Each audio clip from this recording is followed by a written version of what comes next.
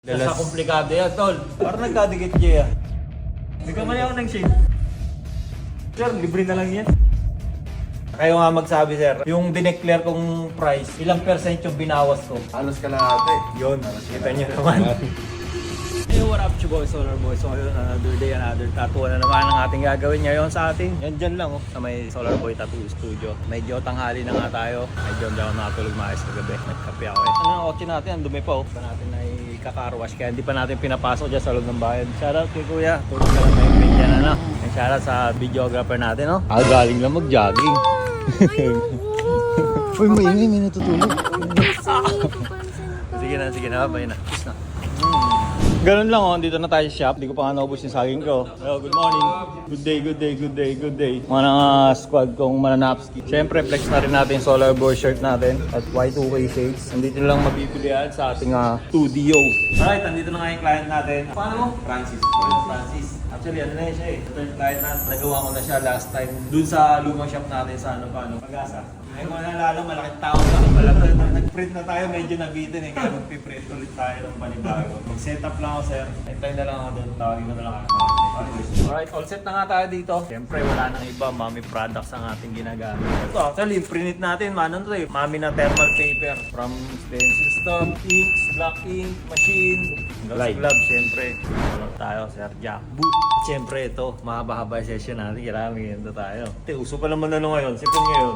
Nakita muna natin. Kasi pag di nakita niyan, alam naman na may iba yan eh. Pero sa mga hindi na nakakalap, mababara sa karayan din. Pero kailangan dito nyo mismo ahitan sa mismong shop. Sa mga client yan, hindi nyo pwedeng ahitan. Bago pumunta, dapat kami na bahala mag-ahit yan. Gusto nyo tiyanin natin.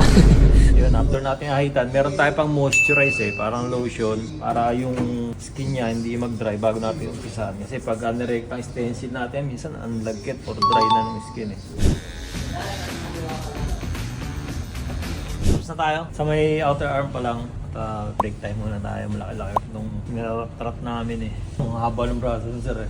I think si Anon to eh, no? Athena, gano'n. Parang ganun yung Parang si Athena. mga gods. Kaya nagpapalik nga pala sila. After napadal lang sila eh, no? Ito yung last time na pinagawa nila. Ayan. Shoutout Solar Boy. First tattoo niya. Isang araw lang, bigla lang yan eh. Balak nila is papalitan na ng second skin. Kasi maganda rin pa rin talaga may second skin. Para safe siya sa mga bacteria. Papagawa ka rin? Biglaan na naman, ngayon na naman. Ano papalagay mo? 9-2 yata lang. Handful of natin din. Para kahit i-dealt ka ng kahit anong mananalo ka pa din. Over eh. Sa buhay lang ako sumusugal eh. Ito nga pala si Tropa. Graduating. Sabi niya papalex flip siya pagka Pag-graduate na. Video natin para may bigay na tayo. Oo, dito. Anong kasunduan niyo nung mga Air Max mo? Basta mga graduate daw. Pag naka-graduate ako, pwede ko na palagyan yan. Ayan pupunta ka rito ng katoga. Talaga dito galing tayo Habang CC tinatatuan? Street. Papatukin toga ko dyan. Tapos tara. Pasilip nga natin yung ginagawa ni SB Squad RJ. Sa komplikado yan, tol. Madalas nagkakamali yan. Isa sa pinakakomplikado yan pagka yung black tapos yung walang shade. Talaga. Nagkamali na rin ako nila. Nilibre ko na lang yung kliyente. Ano na, Jay? Nagkamali ako ng shade. Nagkadikit yung black. Sabi ko, sir, libre na lang yan. Pero gusto mo pa isang minimalist. Parang nagkadikit siya. Diba? Nagkamali ako. Tagal ko na ang gano'n eh. Pag una titignan. Pag-aabil ako yan. Ginagano. Butil-butil yung pawis. Okay na. Kita niyo man gano'ng ka-crispy luminya yung squad natin si RJ.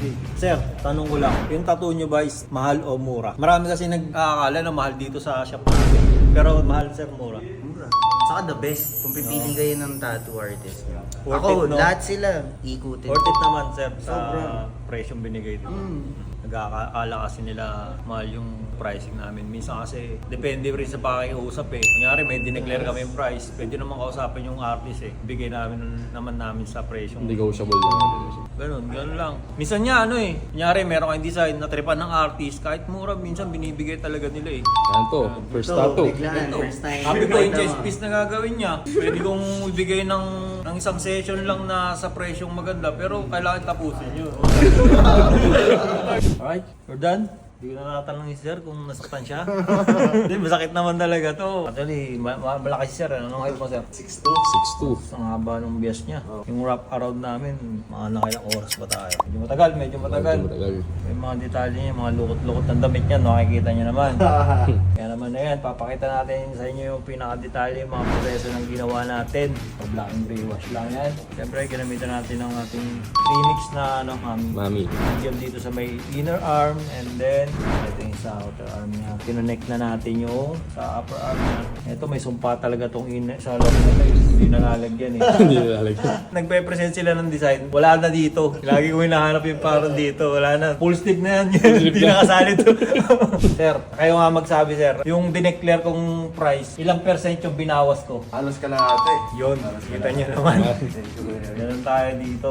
Kahit nating i-deal yan. Depende naman sa pakipag-usap, sabi ko nga sa inyo. Kaya mag-message na kayo. Tignan natin yung design ninyo. Let's go!